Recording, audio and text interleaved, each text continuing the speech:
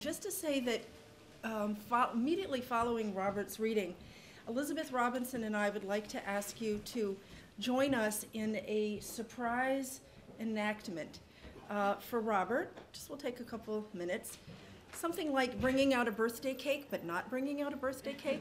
So just to stay in your seats following Robert's reading. And Robert, after you read, if you wouldn't mind, we'll have a chair sitting here for you, and if you could just come and sit at the chair. And that's all you have to do. Okay, thank you. The moment have arrived. It finally have arrived. The whole day, now we desire you, Robert Kelly. We desire you.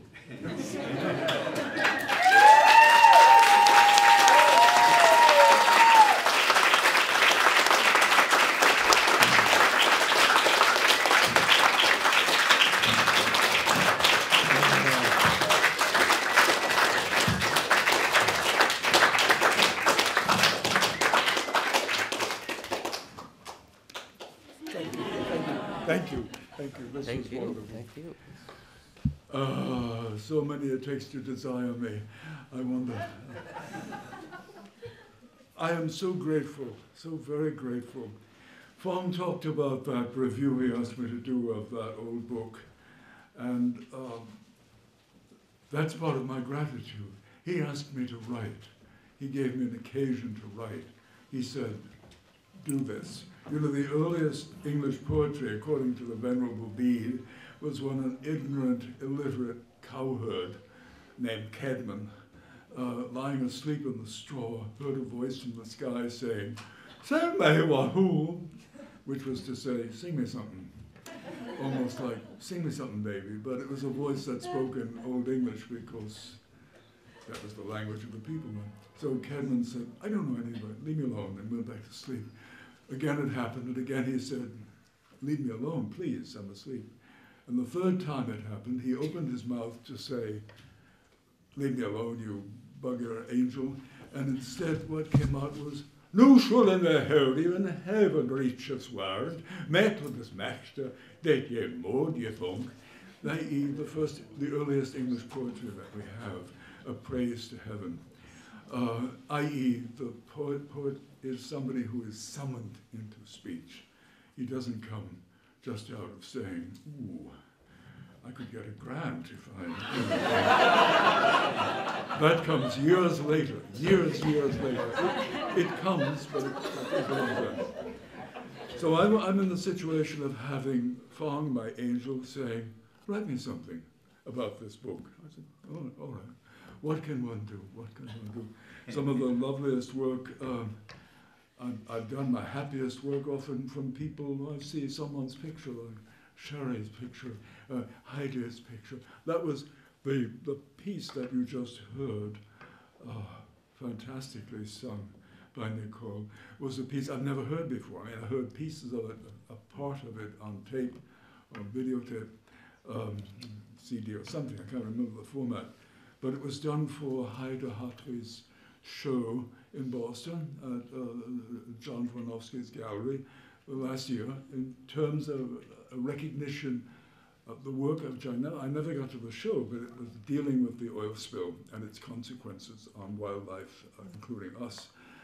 So when the singer becomes the pelican at the end is recognition that we are all scummed and ended and ruined in our beautiful skin, our lovely skin. But Nicole sang that song, made that song and sang it. I feel that's the kind of gratitude I have, both for what I'm made to do by being solicited into work. That's what makes me happiest, when people ask me to do something or write something. As left to myself, I'm left to myself. And that's not good company, as you know.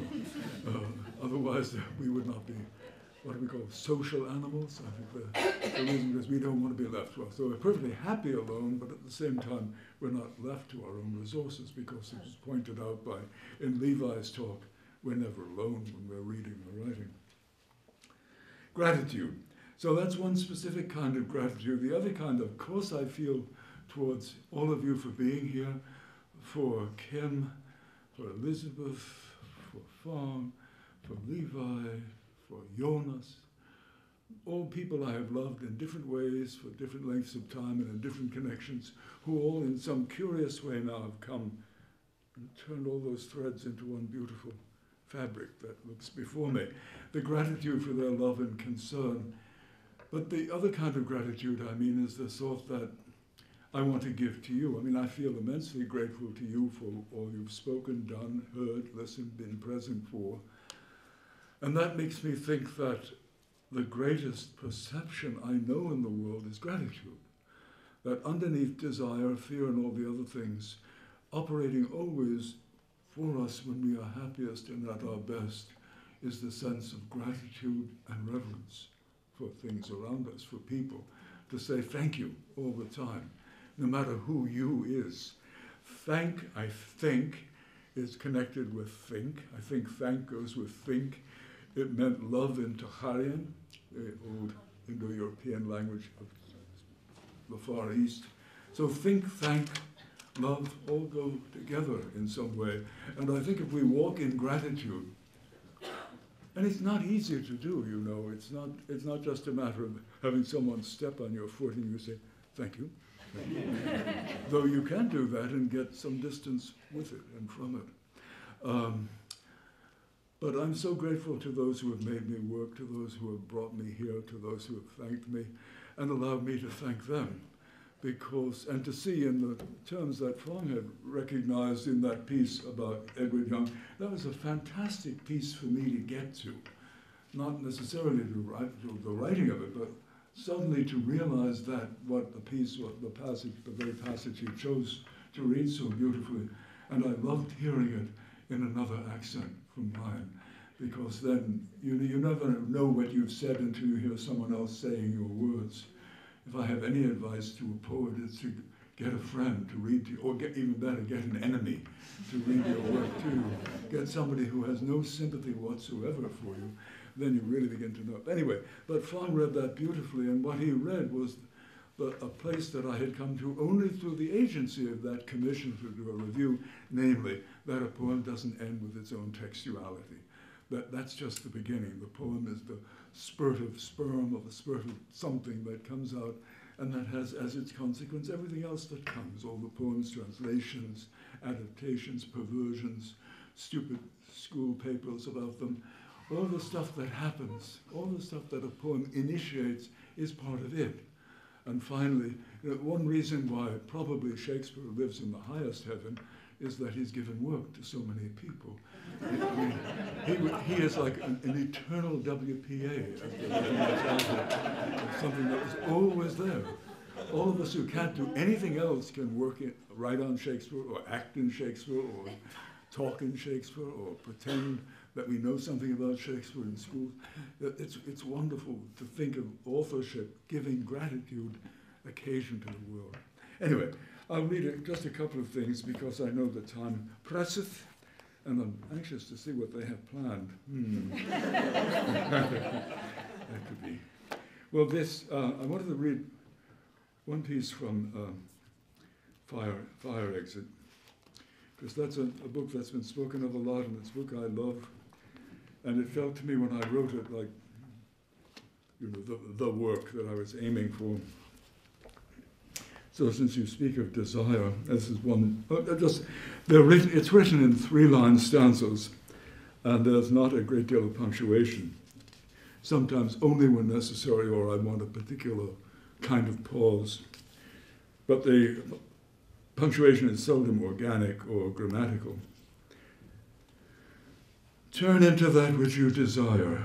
Reinstate the heart of the other in the heart of the self. And a gull has pointed wings that go in 2 directions he is not going.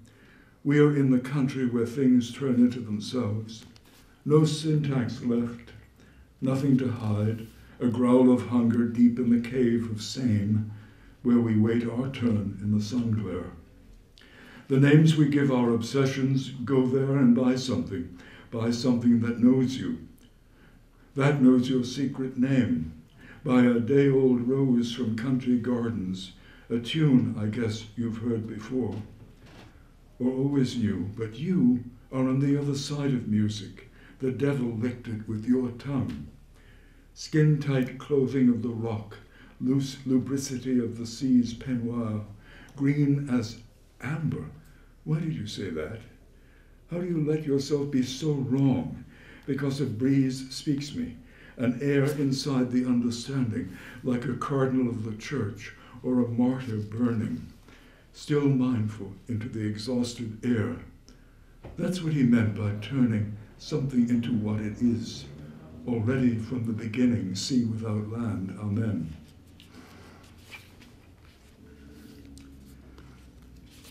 Most of the sections of Fire Exit, which was published in Boston last year, are written quietly that way, but a few of them are more obsessive. I want to read one obsessive one, not obsessive, but one that deals with the obsession of language. It's section 86, which you remember from luncheonette days meant we're out of it. Remember when you ordered butter pecan and they said 86, and that meant that they had no more butter pecan. So I like this section particularly to locate this poem. Zebra, part of sea, with stripes, a bass, a rock pointing into the wind, always, straits of some word you can read, tread, your name, the will, a hoof, a hard place in the sky, by wounds, north wind, Lethe. Remember Lethe, cross, spear, hammer, zebra, ankle, past of the sea, retold to children their skin, purest ivory from tusk of slain beast, narwhal, walrus, zebra, your name, riding on another's crown, a bead of spit, pearl on your lip, revenge for what? Pocket calculator hidden in whose clothes?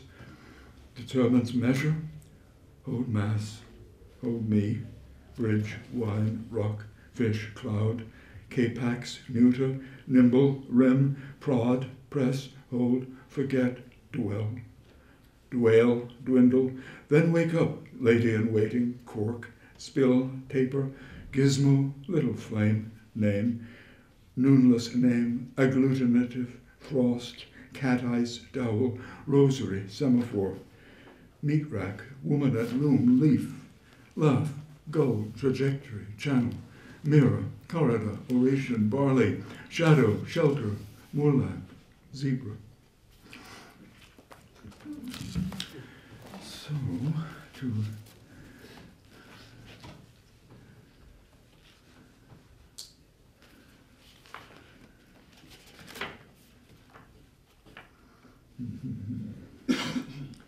this is the uncertainties that George spoke of and Nicole spoke of too. And this is whereas Fire Exit is all 3-line stanzas, Uncertainties is 2-line stanzas. You can see what my next long book will be. And it started already.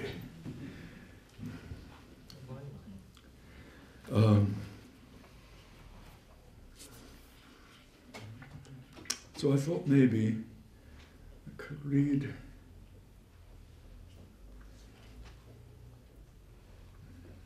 a couple of sections of this. I had a plan. The plan went with Veit's poem like yesterday. It disappeared. The plan fell away.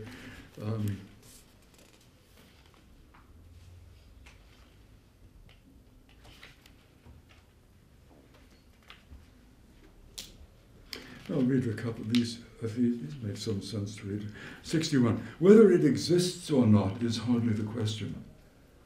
The reverence of our mindset toward it is. Passionate reverence is the heart of bliss. It makes us happy caring for the world, no matter.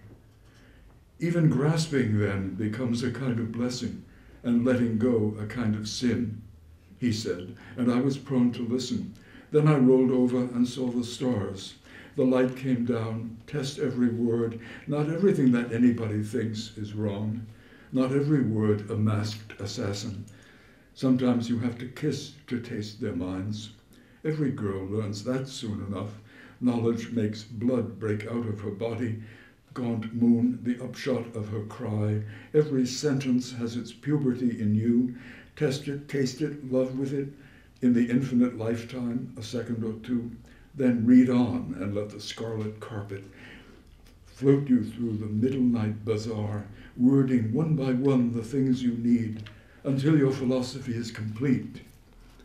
That system of thought you call your body, work the reverence from which I speak. I jump to 64. The world's a lot of money for a family quarrel. We're the garage where someone's auto's stored. We are mice in the shadows of machine. We have all our sciences to ease anxieties, our poesies to speed us to sleep. Sometimes big doors are open by themselves, it seems. Light floods in the dirty little windows only hinted at. We stand astonished as the thing rolls in. All history is scarred of such arrivals, prizes for meekness and desuetude. The earth shall inherit the earth. So Isis woke and looked about her. She still is looking, we call it our thinking. It is she who haunts our neurology, hunting for the absent gesture, father power lost somewhere in our mess of meat. She plucks the strings of me, you too, muchacha, till the girl in us stands like the man she lost. Then Osiris wakes. Oh, sir, is us. We are children we pretend don't understand. You don't need any other book but this. It's all in here. Only the stories are left out.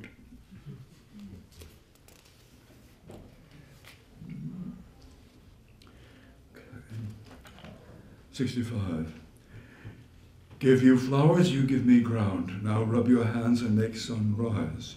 Go milk that cloud of one more morning. Language is breakfast, but what's for lunch? Every answer is an epic. The word is spoken, the hero dies. Whenever we understand, then something happened. This road goes nowhere, thanks be to God. A candle in the desert lighting nothing but itself. Eve's apple is the only creature left. Pick up a piece of water and bring it to her lap. She might coax it to be him again.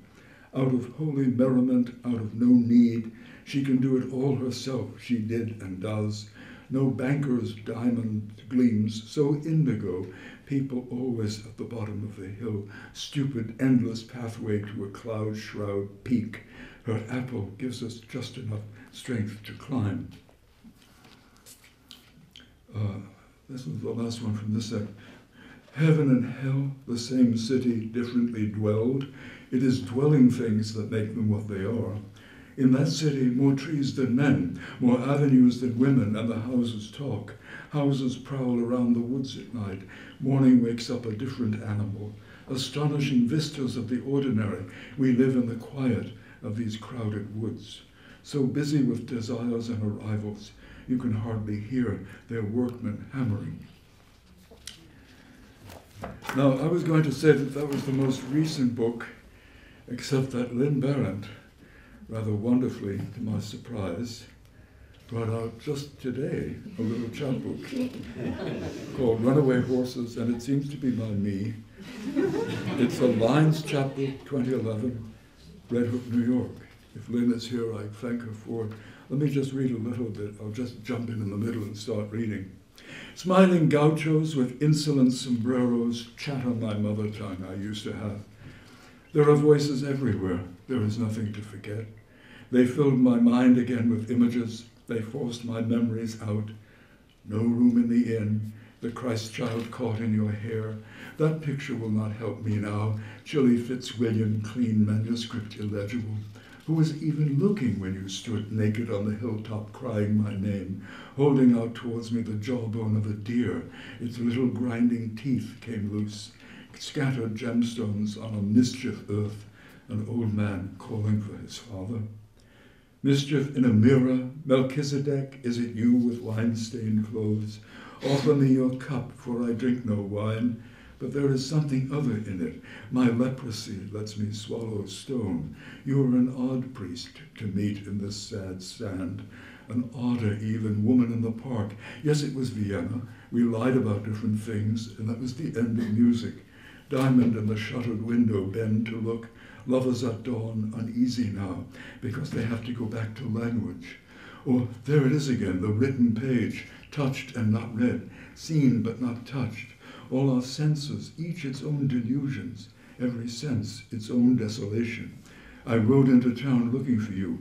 The locusts leapt about our legs. Who killed that deer, I wonder? I think the paper tells the real name of her. There are few angels west of Donegal, and the horses had vanished in the sea. America was old even before the Indians got here late, so old it was the early island, garden from which the first humans fled, began their migrations to square the roundish earth, slowly, wisely made their way back. Hopi came home first, holding scraps of maps, scribbled paper in their hands. To find the way, they listened to the wind that always lies and always tells the truth. And the wind says what it always says. You're here already. And the earth said, there's nowhere else. Sit down and feel me beneath your bones. Now I'm going to say one more moment too, because I have a superstition, or had many superstitions, but one of them has to do with reading the most recent poem at a reading, no matter what it's like. So I mentioned that there was this one-line poem. You may have intuited that there's going to be a poem in one-line stanzas. And in doing that, I am traversing the world from which you heard some this morning from George Quasha, whose exemplary book called Preverbs, a long poem called Preverbs, in many, many volumes, many sets, I should say, is coming out now and will be coming out more. But that has been an exemplar of what you can do one line at a time. So it may be that I'm traversing his sacred ground, but it wouldn't be the first time. So with his unchecked permission, I venture into the line by itself. Anyway, I don't know the name of this poem yet. It's just been, I started on May 1st, and this is the most recent part I've typed out, which is a couple of days ago again. It's in one-line stanzas, but there are 6 stanzas in each cluster. I suppose for Harvey Bialy and the hexagrams, maybe something like that. Or the beehive.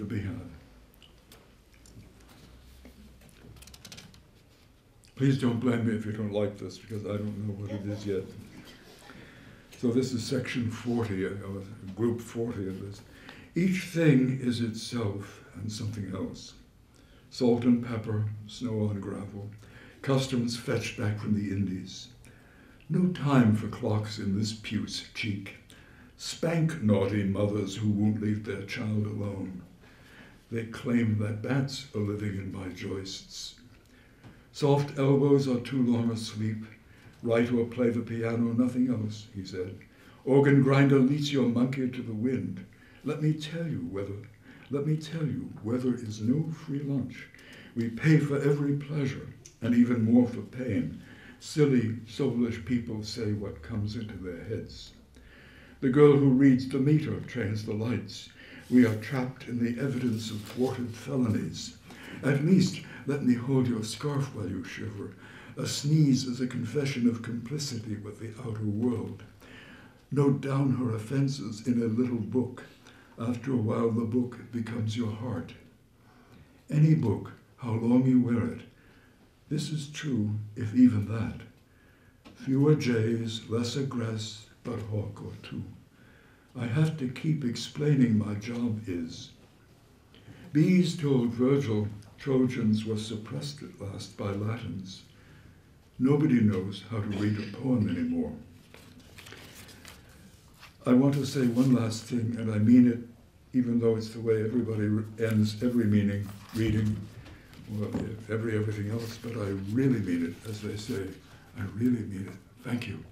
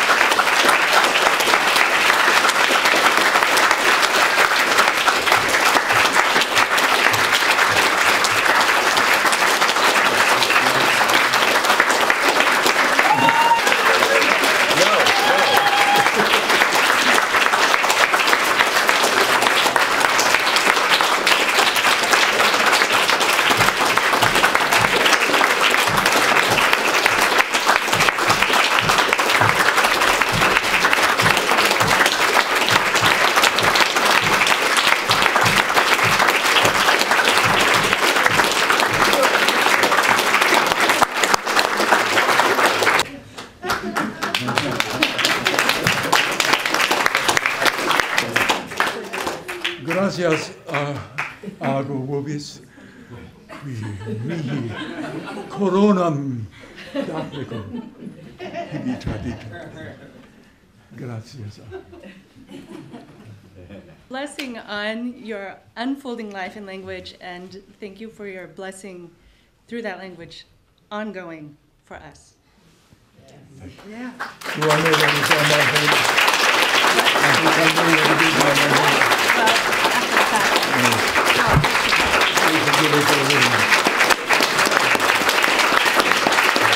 Happy birthday, Robert. This is where I am been happiest. I'm not going anywhere. I'm just staying right here.